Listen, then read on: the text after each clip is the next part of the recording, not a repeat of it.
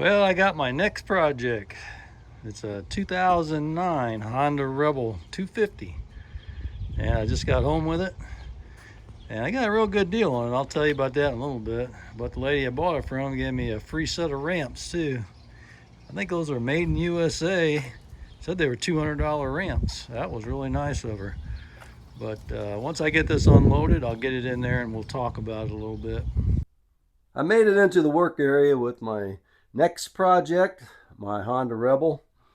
And I'm going to talk about this bike for just a little bit. But what we're going to do today is I'm going to do a little walk around. I'm going to show you the bike. Maybe talk about a couple things I need to do. And maybe tell you about the story of the lady I got it from. And maybe some future things may have upcoming on it. So anyway, let's get started looking at it. It's a pretty nice bike. It doesn't really have a lot of rust on it. It sat in the garage and got really dusty. It needs a bath. It hasn't had a bath. And as you can see, this backrest, they didn't have one that was made for this bike. So they just wanted something on there so she wouldn't slide off the back whenever she was riding. So they just put that on there to kind of help her, so she'd have something to stop her from falling. So that's one of the first things I need to take off. But that's not part of the bike, so even though it's rusted and stuff, it doesn't really matter. But look at the exhaust, nice and clean. The engine looks good and clean. I don't really see any dents in the tank. There is a little bit of scratching on it, but there are some things I need to do to it. As you can see, it's got a little decal here. Nothing against any religious thing, because I am a Christian myself, but I don't like symbols on or any kind of stickers on my tank or on my bike. So I'll be removing this, and I'll be removing this, and there's one back here as well, and I'm going to be taking all that off. But you know what it's like if you've done this before. If it's been on for a long period of time, the outline of that might still be on there after I take the sticker off. So I may have to try to buff that out. We'll see how all that turns out. That'll be coming in the future. And these mirrors are not stock mirrors. I don't know what happened to the other ones. She said her husband took them off. So I guess they like these mirrors better. I don't really like them. I'm going to be taking those off. I do have a set of Honda mirrors. These are regular made in Japan mirrors.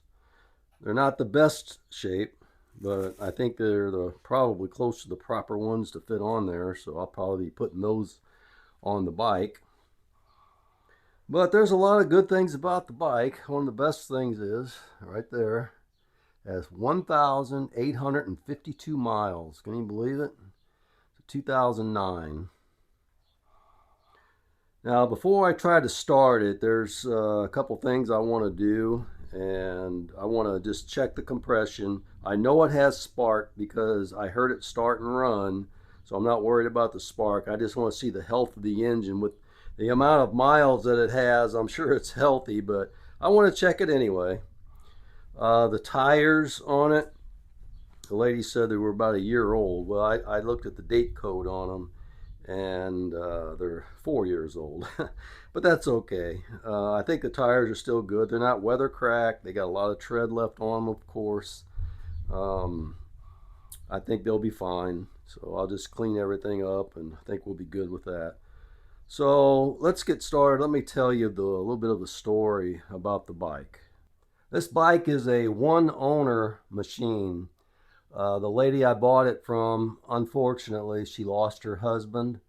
I think she said he's been gone for like about 3 years, and he bought her this bike so that they could ride together. I know it's kind of a sad story. But anyway, in 2012, they bought this bike with 1 mile on it. So I guess it was a 3-year layover, holdover that nobody bought for 3 years. So it was brand new, 2009, that they bought in 2012. And between 2012 and 2026, this year, they put 1,851 miles on it because it has 1,852 miles on it. So That's not very many miles at all. But anyway, she said that she really loved the bike, but with her husband not being able to ride with her, she just doesn't want to ride anymore. So she put it up for sale, and it's low miles. I got it for $1,200, which I thought was a really good deal. And a lady threw in those set of ramps I showed a little bit ago. And I did a little bit of research on those, and if you were to buy them brand new, they're like $450 for those ramps. It was really nice of her to give them to me. She didn't have any use for them anymore. I could, maybe sell them and use that money for parts for this bike. But anyway, after we were done with all the paperwork and everything, and I was getting ready to leave, I asked the lady if she wouldn't mind being in a YouTube video because I wanted, kind of record it for her for, something to come back on and look at sometime in the future. And she just didn't want to do that. And whenever I got it all loaded up and I was ready to leave, she said she was going in the house because she just couldn't stand to see it leave. I'm telling you what, she was crying during this period. It really had me heartbroken for her. So I'm going to try to take care of the bike, do it proud, and we'll see if we can get it up and running really good. So first thing I want to do for it is I want to check the compression, and we'll talk about some things. The bike does start, but it's hard to start. So I'm going to kind of go through a process to see where I think it might be. I'm kind of suspecting it's going to be in the carburetors. It's probably, in the fuel enrichener circuit. I think it has a fuel enrichener on this one as well. So we'll be kind of looking through those things. But first thing we're going to do is we're going to check out the compression. So let's go ahead and do that first. We'll pull these plugs out, or this plug. This is a twin cylinder, in case you didn't know. I was kind of surprised to see that it's a single carburetor. I guess they probably make a dual carburetor setup for this because it's got a dual intake, a 2-into-1 intake, so probably does. Auto light spark plug. Well, we got to change that for sure. Huh. Looks like it's got a little bit of fuel in there. Let's go ahead and get this ready to check the compression. I'm pretty sure this is the right adapter because I've used this several times. It looks like it.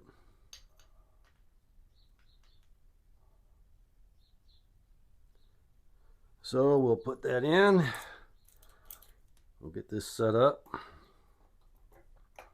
Hopefully where you can see it. So I'm going to hit the kill switch, turn the key on, open the throttle all the way, and we're going to crank it till it quits building pressure.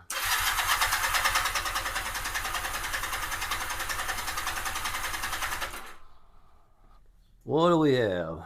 About 155 or so. Not great compression, but it's pretty good.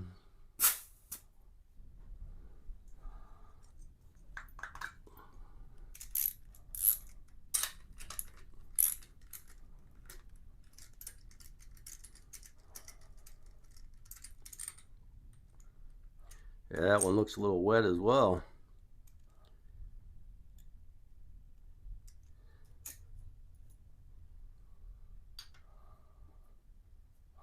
I'd say it's probably got some carburetor issues. It's been sitting a long time.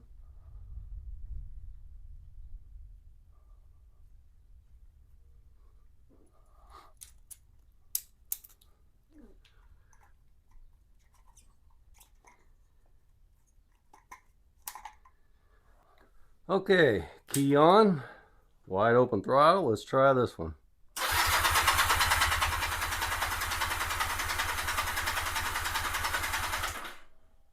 Wow, that's identical to the other side. That's really good.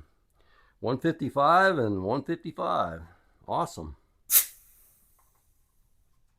I'd rather have the cylinders even than high compression in one and a little lower in the other. I think that's really good that they're even. Put the plug back in.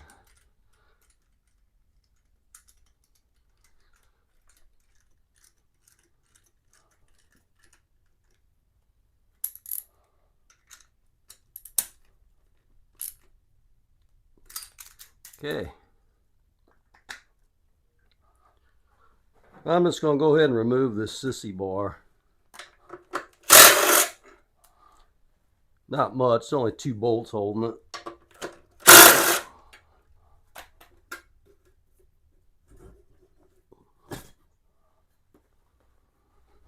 I think it'd be a lot nicer without that.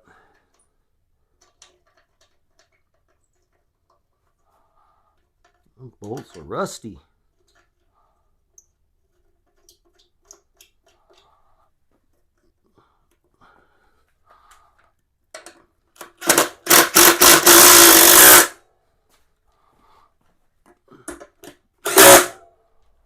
Okay.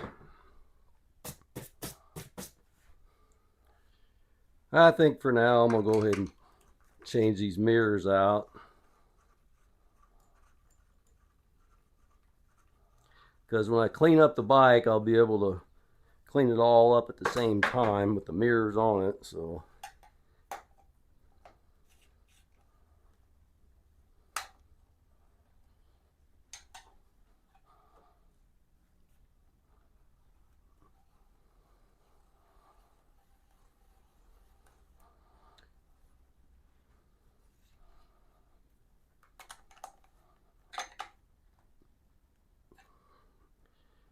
there we go. There's one.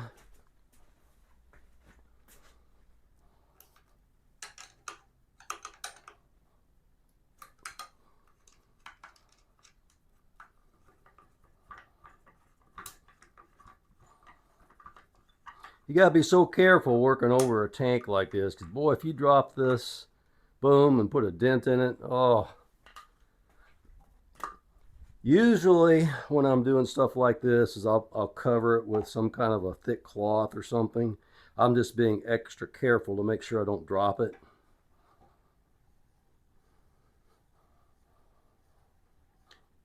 In case you're wondering how I do this, this has a lock nut on it. I run that lock nut all the way up. I screw this all the way down, and then I back it up to where I want it, to where it's going to stay, and then I'll run the lock nut down to it. That way your thread is all the way down in as far as it's going to go. And then you can lock it in. I think those mirrors look a lot better. All right, let's see if it'll start. I'm going to hit the switch to run, turn the key on, and I'll hit the choke. And we'll just see if it'll go. Hey, that wasn't bad.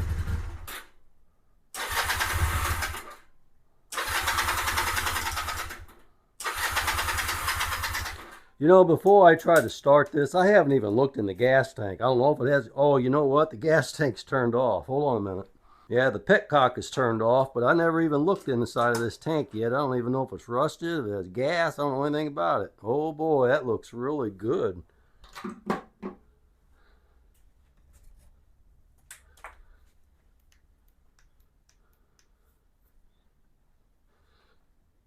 Look inside there. It's full of gas too. I always like to see it full of gas. That helps.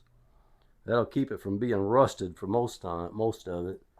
Well, I'm looking down over there to the sides, and it looks like the gas has a little slight discolor to it, so it's been in there for a while. It might be good enough to run. I think it'd be all right for now. So we'll go ahead and close that.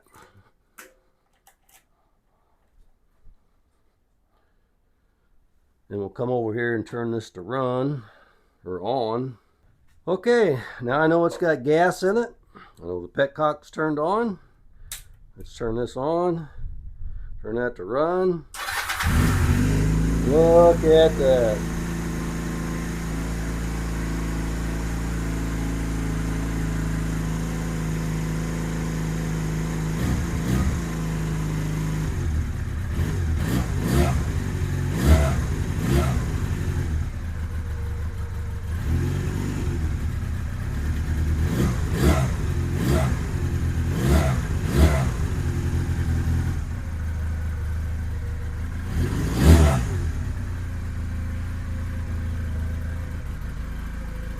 Well, it runs really good. I don't know what it's going to be like warmed up and driving. I'm sure the carburetors need to be gone through. Somebody may have, the way it sounds, have gone through it a little bit. But let's check and make sure the blinkers and stuff work. Looks like the tail light's working. See if the brake works. Yeah, brake light works on that. Works on that. Turn signal works, front and rear. Right side works. How's the license plate light? Yeah, it works too.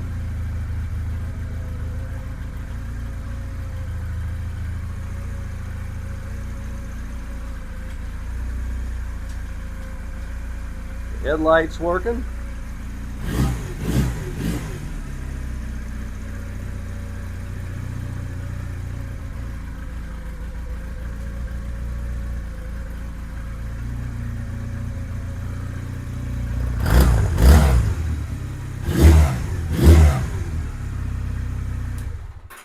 Let's see how quick it starts back up. Oh boy.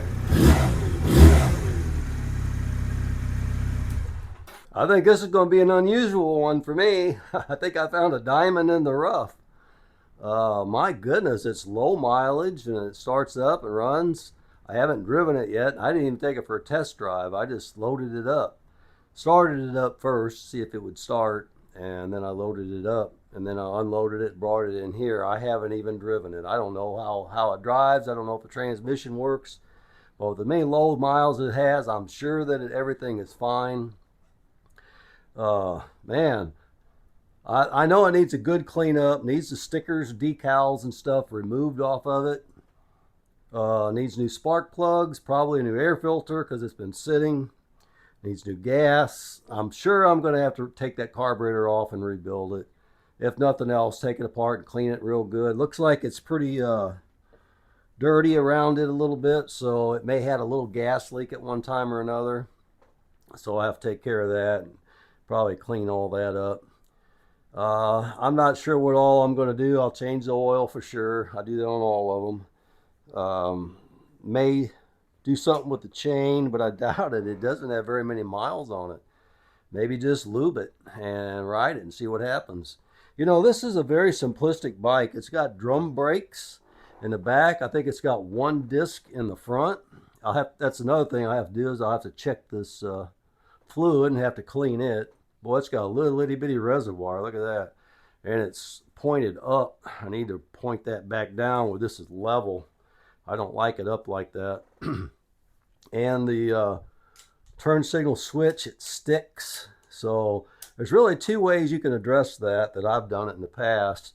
Is you could take it apart, clean it, and put some contact cleaner in there and then lubricate it. Or you could just spray WD-40 in the opening right here and soak it, move it back and forth a lot because it cleans it and kind of lubricates it a little bit. And once you've used it enough, then you can put a little bit of silicone or something down in there, silicone spray, something in there that'll lubricate it and go from there. But we could free that up pretty easily. And as you can see on the on these switch housings, the writing on it is still real visible. That means that it's been garaged most of its life. And I think I got a really good one. I'm really appreciative of the lady who sold it to me. And I think it's going to be a good bike. I'm looking forward to riding it and seeing how it does. So I'll have several videos of this one coming up. I don't want to make the video too long on the introduction video. So I appreciate you coming along and watching. And hopefully this will be an interesting project to you. I think it'll be interesting to me. I look forward to it because the way it sounds right now, I can't wait to get it out for a ride. So I probably won't do much but maintenance on this until I ride it. So maybe one or two videos and I'll be out riding it. So, all right. Well, I'll see you on the next one.